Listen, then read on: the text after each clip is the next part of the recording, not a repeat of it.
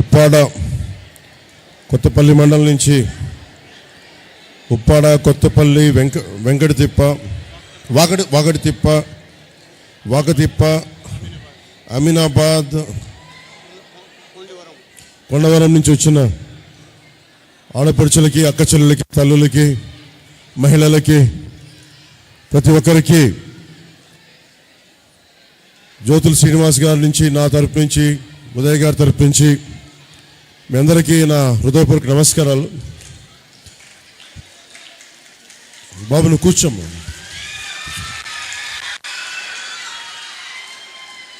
దురదృష్టవశాత్తు ఈరోజు మనం సభకు పెట్టిన పర్మిషన్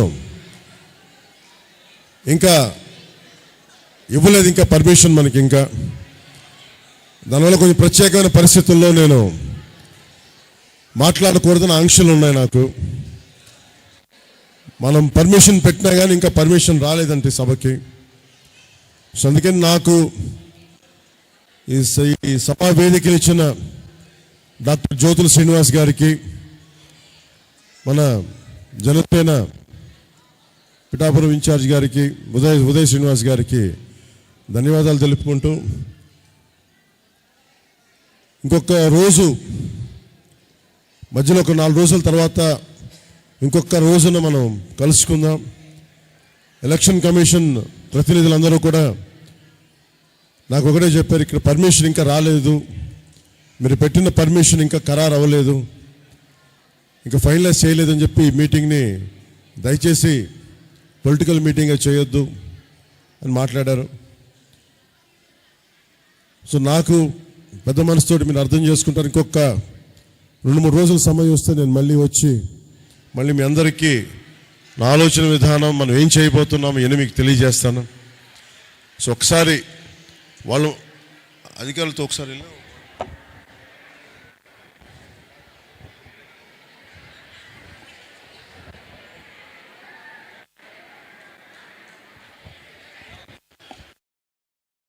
నేను ఒకటే చెప్పదలుచుకున్న ఒక వాక్యంతో.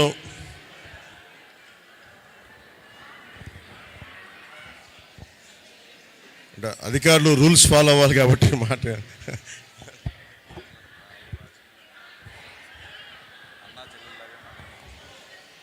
మనకి పర్మిషన్ లేదు కాబట్టి కుటుంబ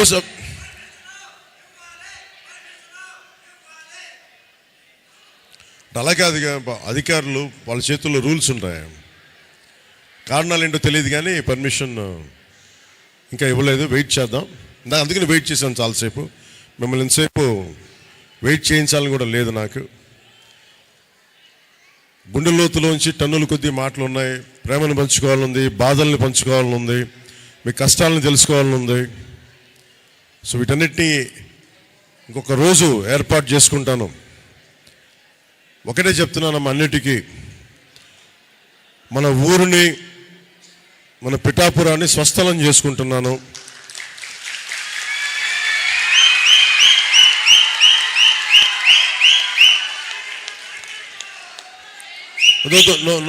no political slogans, no party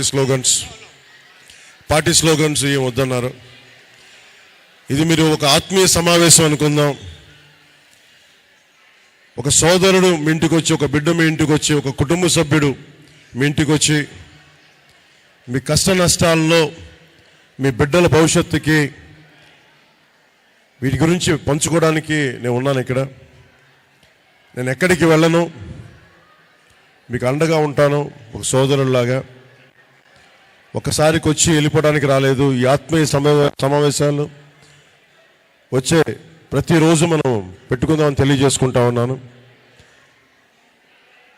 ఇంకొకసారి పర్మిషన్ తీసుకొని మరి అంటే ఇచ్చిన పర్మిషన్ మనం 48 గంటల క్రితం ఇచ్చినా కానీ ఇంకా రాలేదని చెప్తా ఉన్నారు, ఇంకా అప్రూవ్ చేయలేదని చెప్తా ఉన్నారు. కారణాలు ఏంటో ఒకసారి నేను కూడా వెతికి చూసి దీన్ని సరిచేస్తాను. పర్మిషన్ ఎందుకు రాలేదో నాకు తెలియట్లేదు. ఒకవైపు మనం అన్ని పర్మిషన్స్ వచ్చినాయి కానీ ప్రత్యేకించి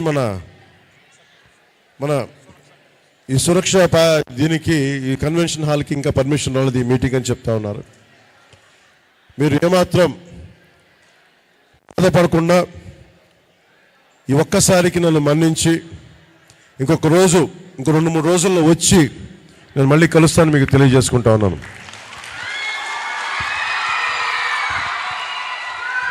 ఇంట్లో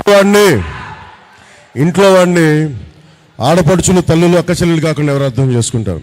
ఇది నేను చేసుకుంది కాదు, మన రూల్స్ అలాంటి పర్మిషన్ మనం పెట్టుకున్నా ఇంకా రాలేదు. అందుకని పెద్ద మనసుతోటి మీరు అర్థం చేసుకుంటాం. మళ్ళీ ఇంకొక రోజు వస్తున్నాం.